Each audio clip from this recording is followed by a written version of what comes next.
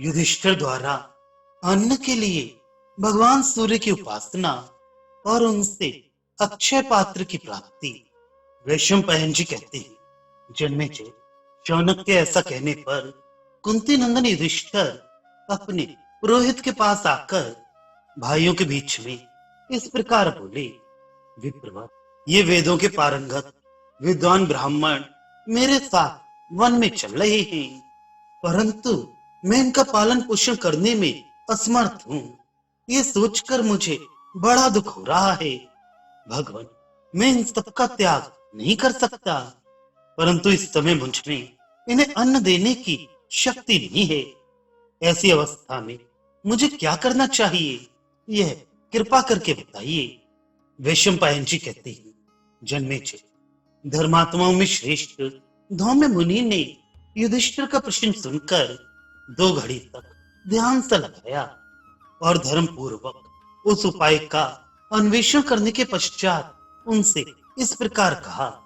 धौम्य बोले, राजन, सृष्टि के प्रारंभ काल में जब सभी प्राणी भूख से अत्यंत व्याकुल हो रहे थे, तब भगवान सूर्य ने पिता की भांति उन सब पर दया करके उत्तरायण में जाकर अपनी किरणों से पृथ्वी का रस जल खींचा और दक्षिणायन में लौटकर पृथ्वी को उस रस से आविष्ट किया।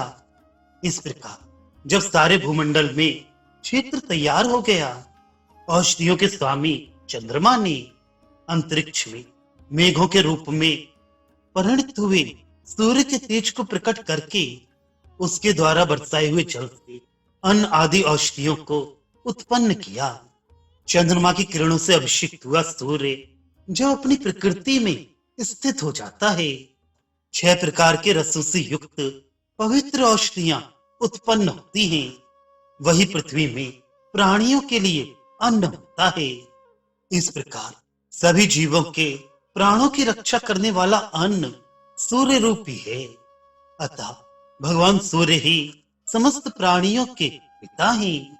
इसलिए तुम उन्हीं की शरण में जाओ, जो जन्म और कर्म दोनों ही दृष्टियों से परम उज्जवल हैं। ऐसे महात्मा राजा भारी तपस्या का आश्रय लेकर संपूर्ण प्रजाजनों का संकट से उद्धार करते हैं। भीम, कार्तवीर्य अर्जुन, वेणुपुत्र पृथु तथा नहुष आदि नरेशों ने तपस्या, योग और समाधि में स्थित होकर भारी आपत्तियों से प्रजा को उबारा है। धर्मात्मा भारत, इसी प्रकार तुम भी सत्कर्म से शुद्ध होकर तपस्या का आश्रय ले धर्मानुसार 2 जातियों का भरण पोषण करो। जन्मेजय ने पूछा, भगवान, पुरुष श्रेष्ठ राजा युधिष्ठिर ने ब्राह्मणों के भरण पोषण के लिए जिनका दर्शन अत्यंत अद्भुत है, उन भगवान सूर्य की आराधना किस प्रकार की?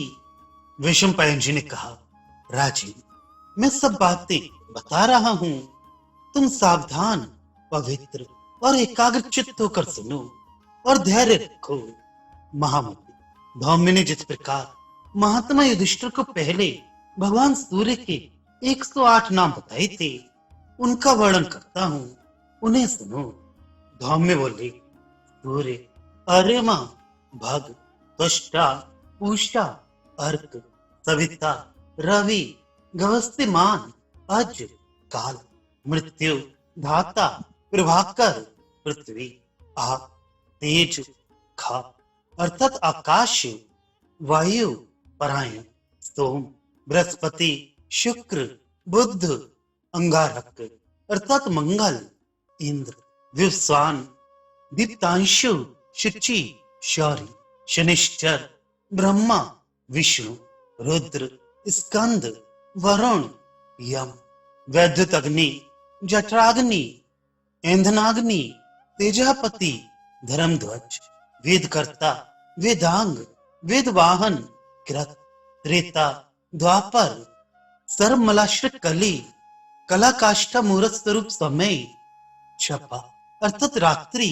याम, क्षण, संवत्सर कर, अशक्त, काल चक्र प्रवर्तक विभा वस्तु, शाश्वत पुरुष, योगी, व्यक्ता व्यक्त, सनातन, कालाध्यक्ष, प्रजाध्यक्ष, विश्वकर्मा, तमोनुग, वरुण, सागर, अंशु, जीभूत, जीवन, अरिहा, भूताश्रय, भूतपति, सर्वलोक नमस्कृत, सृष्टा, संवर्तक, वही सर्वादि, अलोलोप, अनंत, कपिल, भानु, कामद, सर्वतोमुख, जय, विशाल, वरद, सर्वधातु निश्चिता, मनः सुपर्ण, भूतादि, शीघ्र, प्राणधारक, धन्वंतरी, धूमकेतु, आदित्य, अदिति सुत, द्वादशात्मा, अरविंदाक्ष, पिता माता, पितामह, स्वर्गद्वार प्रजाद्वार,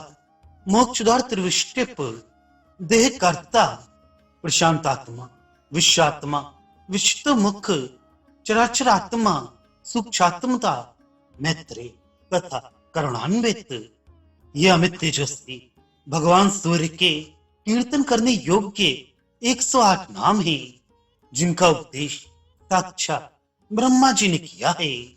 इन नामों का उच्चारण करके भगवान सूर्य को इस प्रकार नमस्कार करना चाहिए। समस्त देवता, पितर और यक्ष जिनकी सेवा करते हैं, असुर, राक्षस तथा सिद्ध जिनकी वंदना करते हैं, तथा जो उत्तम स्वर्ण और अग्नि के समान कांतिमान हैं, उन भगवान भास्कर को मैं अपने हित के लिए प्रणाम करता हूँ।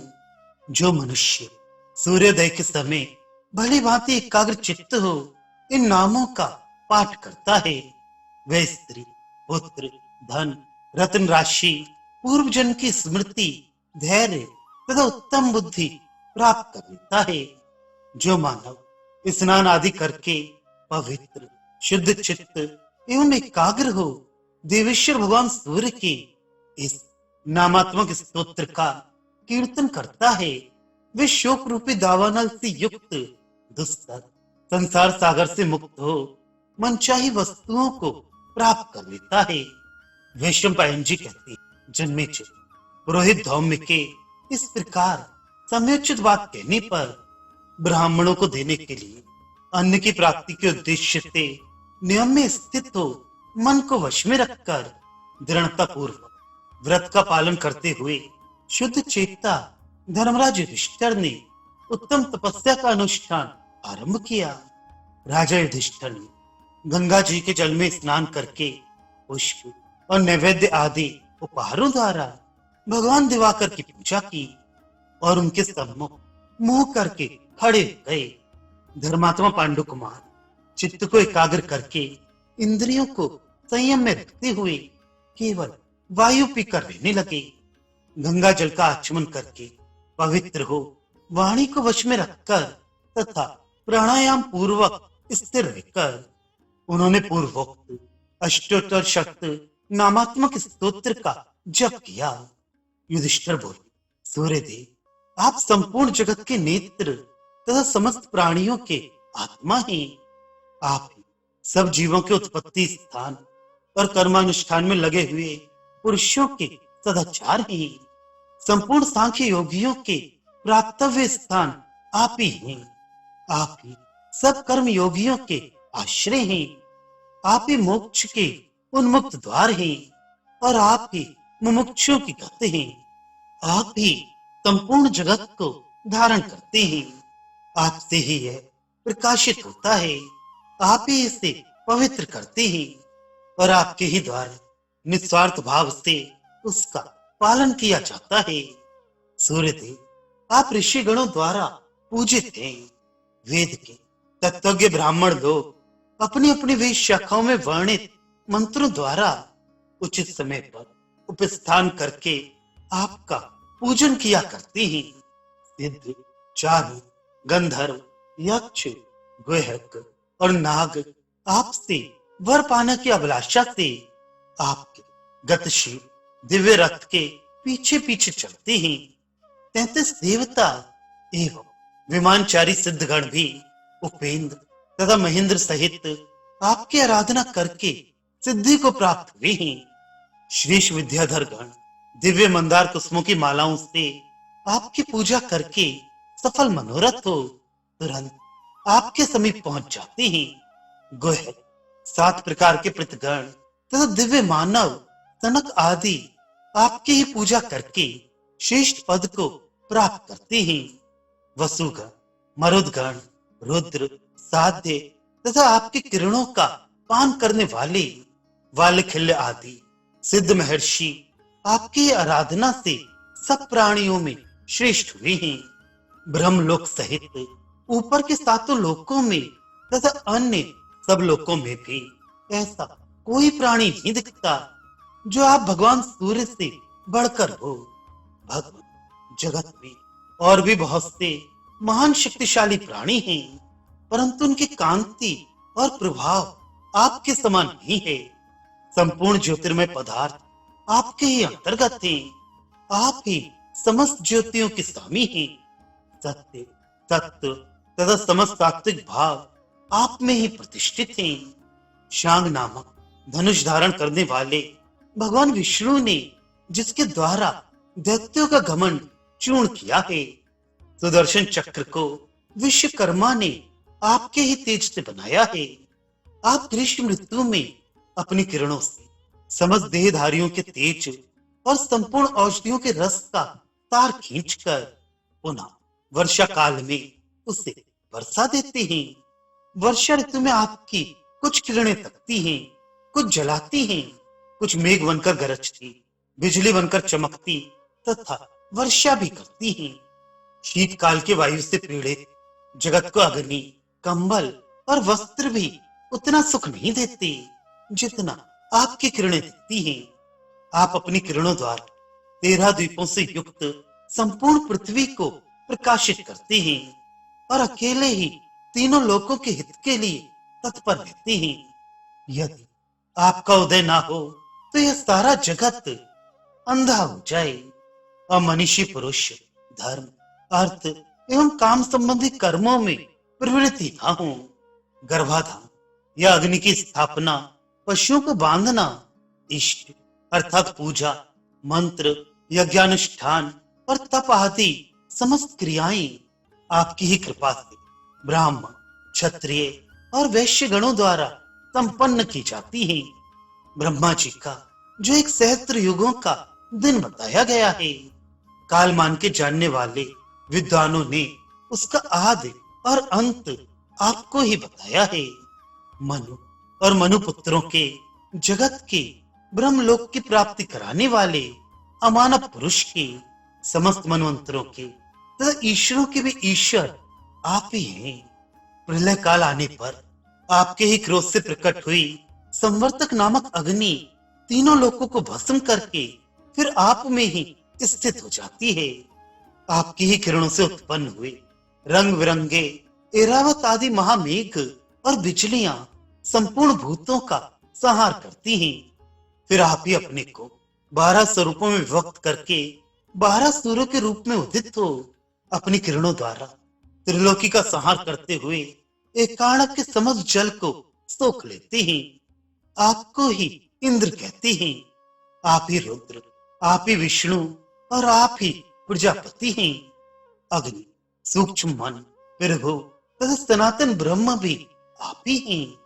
आप ही हंस अर्थात शुद्ध स्वरूप, सविता जगत की उत्पत्ति करने वाले, भानु अर्थात प्रकाशमान, अंशुमाली अर्थात किरण समूह से सुशोभित, वृषा कपि अर्थात धर्म रक्षक, विवस्वान अर्थात सर्वव्यापी, मेहर अर्थात जल की वृष्टि करने वाले, उषा अर्थात पोषक, मित्र अर्थात सबके सुहृद, धर्म अर्थात धारण करने वाले, सहस्त्र रश्मि अर्थात हजारों किरणों वाले, आदित्य अर्थात अदिति पुत्र, तपन अर्थात तापकारी, गवामपति अर्थात किरणों के स्वामी, मार्तंड अर्क अर्थात अर्चनीय, रवि सूर्य अर्थात उत्पादक, शरणे अर्थात शरणागत की रक्षा करने वाली, दिनकृत अर्थात दिन के कर्ता, दिवाकर अर्थात दिन को प्रकट करने वाले, सप्त शक्ति अर्थात 7 घोड़ों वाले, धामकेशी अर्थात ज्योतिर्मय किरणों वाले, विरोचन अर्थात ददीप्यमान, आशुगामी अर्थात शीघ्रगामी, तमोग्न अर्थात अंधकार नाशक तथा हर्ताश्य अर्थात हरे रंग के घोड़ों वाले कहे जाते हैं, जो सप्तमी अथवा षष्ठी को खेद और अहंकार से रहित हो भक्ति भाव से आपकी पूजा करता है, उस मनुष्य को लक्ष्मी प्राप्त होती है। भगवान जो अनन्य चित्त से आपकी अर्चना और वंदना करते हैं, उन पर कभी आपत्ति नहीं आती।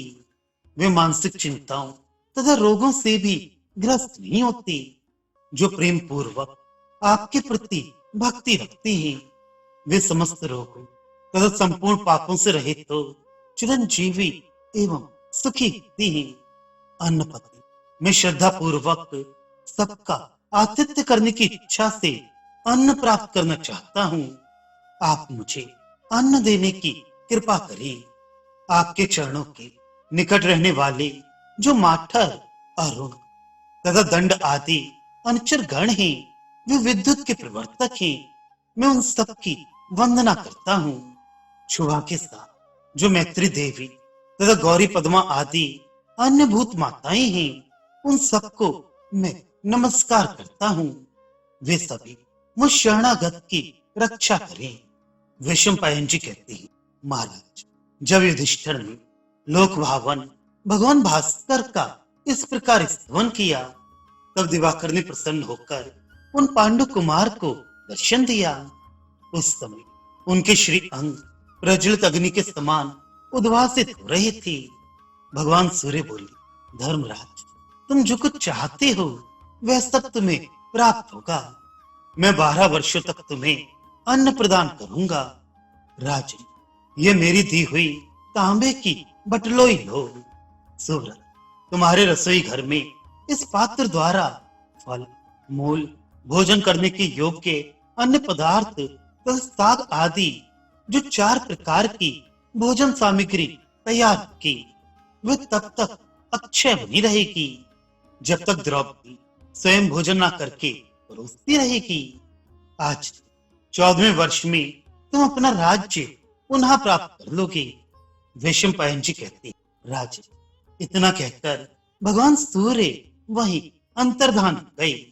जो कोई अन्य पुरुष भी मन को संयम में रखकर चित्त वृत्तियों को एकाग्र करके इस स्तोत्र का पाठ करेगा, वह यदि कोई अत्यंत दुर्लभ वर भी मांगे तो भगवान सूर्य उसकी उस मनोवांछित वस्तु को दे सकते हैं।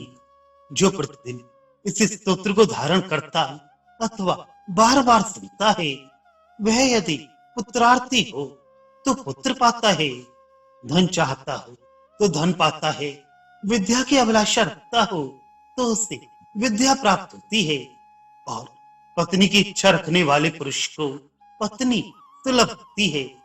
स्त्री हो या पुरुष, यदि दोनों संध्याओं के समय इस स्तोत्र का पाठ करता है तो आपत्ति में पड़कर भी उससे मुक्त हो जाता है। बंधन में पड़ा हुआ मनुष्य बंधन से मुक्त हो जाता है। यह स्तुति सबसे पहले ब्रह्मा जी ने महात्मा इंद्र को दी। इंद्र से नारद जी ने और नारद जी से धौम्य ने इसे प्राप्त किया। धौम्य से इसका उपदेश पाकर राजा युधिष्ठिर ने अपनी सब कामनाएं प्राप्त कर ली। जो इसका अनुष्ठान करता है वह सदा संग्राम में विजयी होता है, बहुत धन पाता है, सब पापों से मुक्त होता और अंत में सूर्यलोक को जाता है। वैशंपायन जी कहते हैं, जन्मेजय पूर्वोक्त वर पाकर धर्म के ज्ञाता कुंती नंदन युधिष्ठिर गंगा जी के जल से बाहर निकले। उन्होंने धौम्य जी के दोनों चरण पकड़े और भाइयों को हृदय से लगा लिया। द्रौपदी ने उन्हें प्रणाम किया और वे उससे प्रेम पूर्वक मिले। फिर उसी समय पांडु नंदन युधिष्ठिर ने चूल्हे पर बटलोई रखकर रसोई तैयार करवाई। उसमें तैयार की हुई 4 प्रकार की थोड़ी सी भी रसोई उस पात्र के प्रभाव से बढ़ जाती और अक्षय हो जाती थी। उसी से वे ब्राह्मणों को भोजन कराने लगे। ब्राह्मणों के भोजन कर लेने पर अपने छोटे भाइयों को भी भोजन कराने के पश्चात विगत संज्ञा अवशिष्ट अन्न को युधिष्ठिर सबसे पीछे खाते थे। युधिष्ठिर को भोजन कराकर द्रौपदी शेष अन्न स्वयं खाती थी। द्रौपदी के भोजन कर लेने पर उस पात्र का अन्न समाप्त हो जाता था। इस प्रकार सूर्य से मनोवांछित वर को पाकर उन्हीं के समान तेजस्वी प्रभावशाली राजा युधिष्ठिर ब्राह्मणों को नियम पूर्वक अन्नदान करने लगे। पुरोहितों को आगे करके उत्तम तिथि, नक्षत्र एवं पर्वों पर विधि और मंत्र के प्रमाण के अनुसार उनके यज्ञ संबंधी कार्य होने लगे। तदनंतर स्वस्ति वाचन कराकर ब्राह्मण समुदाय से घिरे हुए पांडव धौम्य जी के साथ काम्यक वन को चले गए।